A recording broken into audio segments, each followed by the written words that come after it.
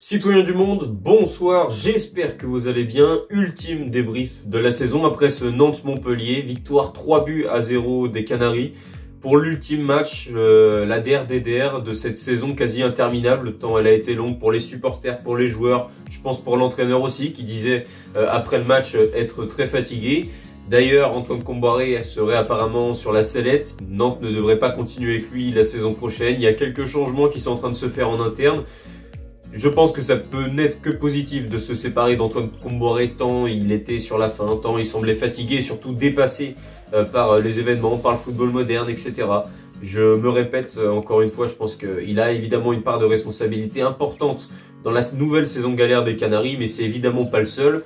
Il n'est pas responsable des 5 ans vraiment pourris qu'on vient de vivre avec le FCN, en dehors de cette parenthèse enchantée avec la Coupe de France et la Coupe d'Europe qui l'en a suivi, mais sinon pour le reste c'est vraiment voilà, Nantes, le Covid ça nous a vraiment ça nous a achevé quoi. C'est-à-dire que depuis 2020 on est vraiment dans une situation assez compliquée. Tous les ans on vit encore une fois, on s'enfonce encore un peu plus. Néanmoins, pour garder une image positive de cette saison, j'avais demandé la semaine dernière dans mon dernier débrief que Nantes, sur le dernier match, ne joue pas le point du match nul pour avoir le maintien assuré. Non, que Nantes fasse plaisir à ses supporters. Il fait beau, le stade est plein. Montpellier, c'est une équipe qui a déjà les 2 pieds en Ligue 2 et qui pense déjà à la saison prochaine. C'est le moment ou jamais de mettre un 2 ou 3-0. Ils m'ont écouté. Victoire 3-0 avec des vraies velléités offensives, notamment en première mi-temps. Alors, pour vous résumer un petit peu le match, composition à 5 défenseurs d'Antoine Comboiré avec 3 milieux de terrain et 2 attaquants. Donc là, beaucoup se disent oh là, encore une compo défensive, il va bétonner. Néanmoins, quand on regarde la compo d'un peu plus près, les 2 pistons sont à vocation quand même très offensive. Louis Leroux, Sorba Thomas, je trouve ça quand même globalement mérité parce que les 2 joueurs ont été bons face à Auxerre la semaine dernière. Et puis, je trouve, personnellement, je sais que je ne vais pas me faire des amis côté nantais, je trouve que Louis Leroux, qui est déjà très bon quand il joue dans l'entrejeu, mais quand il joue piston gauche, ça fait encore plus de bien à l'équipe, je trouve, parce que ses qualités techniques lui permettent de combiner avec Moses Simon, de rester bien écarté, il respecte beaucoup son positionnement, bref, c'est très intéressant pour lui de le voir évoluer en piston gauche. Donc voilà, on a un milieu de terrain avec Francis Coquelin, une nouvelle fois titulaire après son bon match à Auxerre la semaine dernière, Douglas Augusto et puis Pedro Chirivella, parce que une équipe comme Montpellier, tu sais que tu vas avoir le ballon, tu sais que ça va être à toi de faire le jeu, t'es bien content d'avoir un joueur comme Chirivella dans ces cas-là pour faire tout ça, et puis devant du coup Moses Simon et Mathis Ablin. Jusque là les bases sont posées, le match démarre, on voit effectivement une équipe nantaise assez écartée sur le terrain, qui arrive plutôt bien à se trouver, mais qui bénéficie surtout des nombreuses erreurs de relance montpelliéraine, et puis ce qui devait arriver arriva en quelque sorte. Ce qui va vraiment débloquer un peu le compteur nantais, ça va être le penalty qui va être accordé par l'arbitre suite à une faute sur Moses Simon dans la surface. Le Nigérien, qui globalement était fatigué ces dernières semaines, va se faire justice lui-même et inscrire son 8e but de la saison pour le 1-0 aux alentours de la 30e minute de jeu. Je pense qu'il le fallait quand même pour débloquer ce FC Nantes là. Je sais pas ça fait combien de temps que Nantes n'a pas marqué un but à domicile, mais bon, ça faisait assez longtemps, et le fait de voir ce but-là qui arrive globalement assez tôt dans le match sur un fait divers, à savoir une faute montpelliéraine, ça fait du bien, ça permet à Nantes de mener au score, de complètement relâcher la pression, et on l'a vu. Le positionnement Francis Coquelin a fait énormément de bien dans le pressing, etc.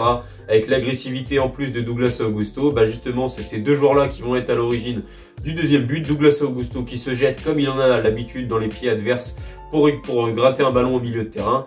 Il avance balle au pied, il rate un peu sa passe qui est contrée par un Montpellierin. Ça revient en une touche de balle pour Francis Coquelin qui va armer une frappe magnifique hors de portée de Dimitri Berthaud, pas forcément puissante mais bien placée. Ça permet du coup au FC Nantes de mener 2-0, on se dit que c'est bon, le job est fait pour le maintien, que Nantes enfin fait plaisir à ses supporters. On voit évidemment les jeunes enfants dans le stade parce que c'est très familial en cette fin de saison. Voilà, il y avait quand même pas mal de joie, il y a des scènes un peu de liesse, d'autres sont beaucoup plus mesurées, surtout au vu de la saison nantaise. Donc c'est à peu près ce qui s'est passé en première mi-temps. Il y a eu beaucoup d'occasions nantaises en première période. Coquelin aurait même pu s'offrir un doublé dans le match. Jean-Charles Castelletto a eu 2 énormes situations sur corner. La première a été sortie par Enzo Chato, la deuxième a été détournée par Dimitri Berthaud sur sa barre transversale. Bref, Castelletto aurait également pu marquer. Le score aurait même pu être plus salé pour les Canaries. Néanmoins, en seconde mi-temps, on va retrouver un FC Nantes plus en gestion. Je crois que tout le monde avait envie de tourner la page de cette saison, y compris les joueurs sur cette deuxième mi-temps. Ils vont néanmoins offrir une dernière scène de joie à la Beaujoire avec un super but magnifique, la 10e passe décisive de la saison pour Moses Simon et le contrôle en se retournant de Mathis Sabline magnifique pour armer une frappe à bout portant, reprise de volée imparable pour Dimitri Berthaud. 3-0 aux alentours de la 70e. Nantes se maintient avec la manière sur la dernière journée, mais bon, Nantes s'est surtout fait peur jusqu'à la dernière journée et c'est certainement ça l'anomalie de la saison. Donc voilà, score final 3-0, c'est ce que j'avais demandé. Il y a eu un score qui est assez parlant. Il y a eu quand même un public qui, je pense, a pris du plaisir à voir ce match-là. Même si à la fin on a vu avec la Brigade Loire la fumée noire pour une saison un peu ratée, vraiment l'envie de passer à autre chose et de tirer un trait sur cette saison, tant encore une fois voilà, on s'enfonce d'année en année et tant il nous faut ce changement au FC Nantes, il nous faut quelque chose de positif. Donc bon voilà, globalement pour cet ultime match, alors il y a plusieurs choses que j'ai bien aimé si on reste vraiment sur le volet sportif. J'ai bien aimé le positionnement de Kelvin Amian. Je vous en avais déjà parlé, je le trouve vraiment intéressant dans cette défense à 3 en tant qu'axial droit. Je trouve qu'il est plus à l'aise que quand on l'avait vu piston comme face à Lens par exemple.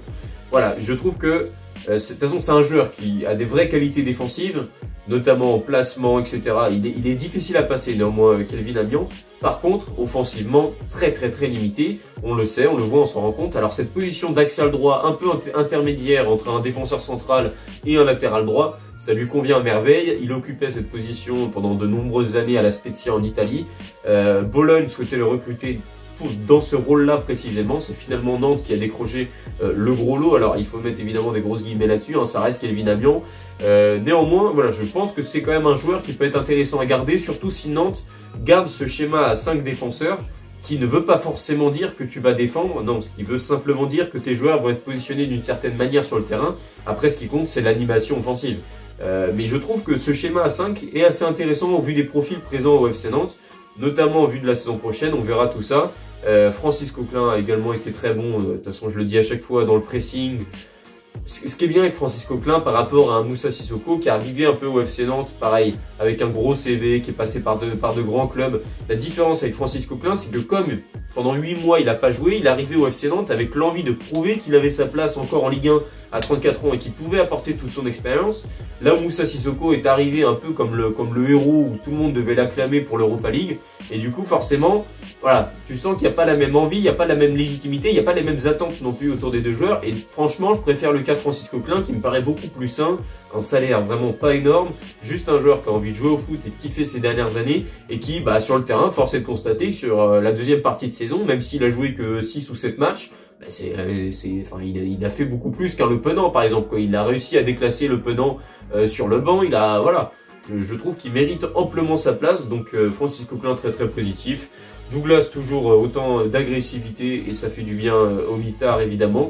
Et puis Pedro Chirivella qu'on a vu pareil assez intéressant. Globalement j'ai rien à redire quasiment, j'ai pas de flop à nommer sur ce match là. Bon Castelletto défensivement sur quelques actions, mais bon c'est loin d'être un flop parce qu'il aurait même pu marquer. Palois s'est fait plaisir et a eu une standing ovation lorsqu'il est sorti de la part de tout le stade de la Beaujoire. Alors pour Palois c'est un cas qui est quand même assez particulier. Comme l'année dernière, tout le stade chante Nico Palois, mais avec un peu de retenue parce qu'on sait qu'à tout moment il prolonge. C'est ça qui est dommage par rapport à un Jonathan David par exemple à Lille qui a déjà annoncé son départ et on sait que c'est la dernière et donc tu peux célébrer le joueur etc. Ou même Lacazette à Lyon.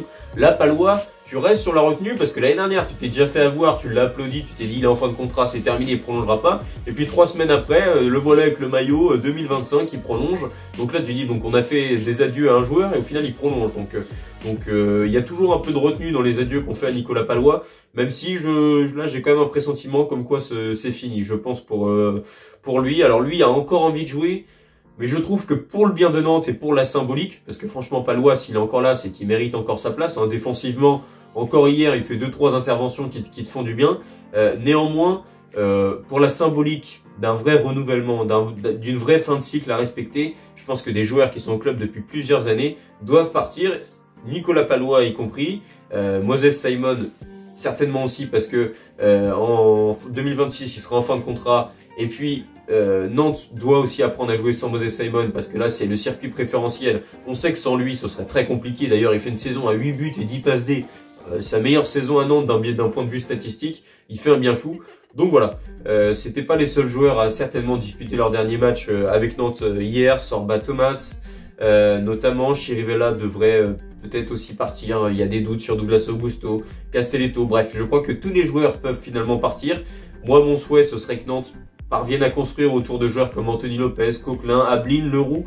Voilà, ce type de joueurs sur lequel on peut s'appuyer, peut-être Amiens à voir. Donc voilà, globalement, il y a eu des dernières assez positives hier.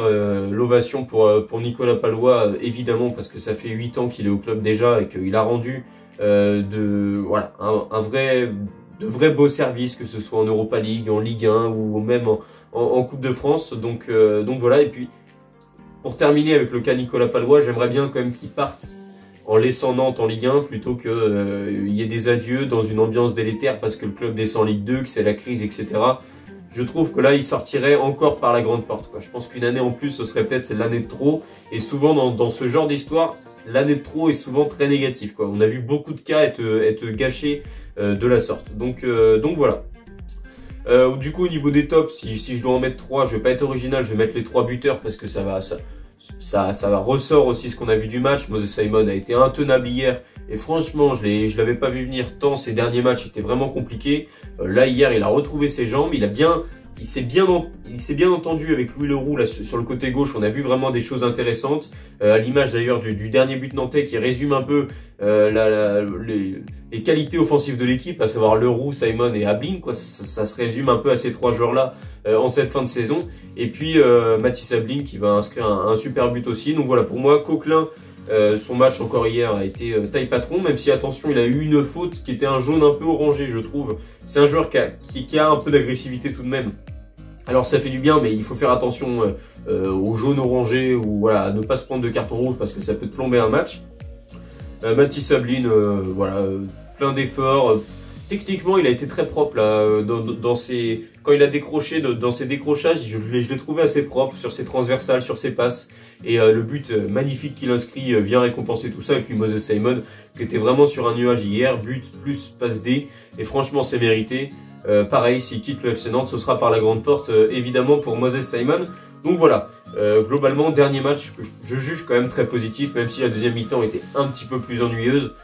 Néanmoins, gardons du positif de ce dernier match. Il n'y a pas beaucoup de matchs à Nantes. Alors déjà, il n'y a pas beaucoup de victoires dans une saison à Nantes.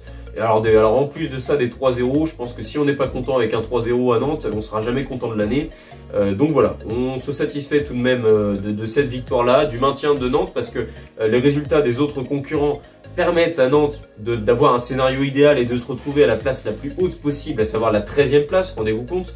On était à la lutte pour éviter la 16e, on se retrouve 13e. D'ailleurs, je suis sûr qu'à la rentrée en mois de juillet, quand on dira à Franck Kita, oui, donc globalement, la saison dernière a été décevante, il commencera à faire son joli regard, son petit sourire, et il dira, oui, mais on a fini 13e, finalement, c'était en phase avec nos objectifs. Oui, vous avez fini 13e, certes, mais on a eu peur jusqu'à la fin de la saison. Donc voilà, néanmoins positif ce classement pour Nantes 13e, surtout vu des derniers matchs nantais, c'est un peu inespéré que tous les concurrents se soient un peu bananés sur la dernière journée. Et puis au passage, petite dédicace au Havre qui s'est battu comme rarement on a vu en Ligue 1 pour garder sa place et qui va aller gagner à Strasbourg après avoir fait un peu déjouer l'OM sans pour autant parvenir à prendre 2 points, après avoir réussi à faire déjouer Monaco. Bref, le Havre, ils ont jamais lâché le morceau. Et comme un symbole, c'est Abdoulaye Touré, l'ancien Nantais, qui est venu inscrire une Panenka à la 99e face à Strasbourg, qui envoie Reims directement en barrage face à Metz pour éviter la relégation. Donc voilà, Reims qui pensait être dans un fauteuil assez tranquille avant cette journée, qui se retrouve du coup à jouer les barrages. Et puis Saint-Etienne qui descend en Ligue 2 après leur défaite face à Toulouse. Donc voilà, Nantes se maintient en Ligue 1. On va une nouvelle fois avoir les Canaries la saison prochaine. Alors avec Antoine Koumboiré ou sans, visiblement, ça penche plus pour la deuxième option vu les dernières informations qui sont sorties. J'ai vu également que Philippe Mao le coordinateur sportif ne devrait plus s'occuper du groupe professionnel, mais devrait plutôt se retrancher un peu plus vers le centre de formation, la post-formation.